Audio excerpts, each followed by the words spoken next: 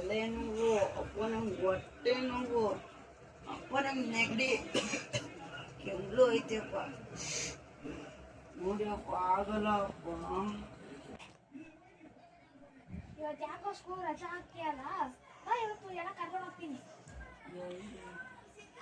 ವಂಡರ್ಲಾಗೆ ಯಾವ್ದೋ ಒಂದು ಎಲ್ಲ ಕರ್ಕೊಂಡು ಹೋಗ್ತೀನಿ ಬಾ.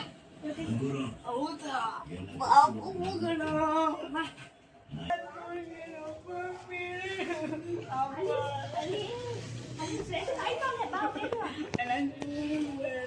ಅಲ್ಲಿ ಫ್ರೆಂಡ್ ಎಷ್ಟು ನೀಟಾಗಿ ಬರ್ತಾನೆ ಬಾ.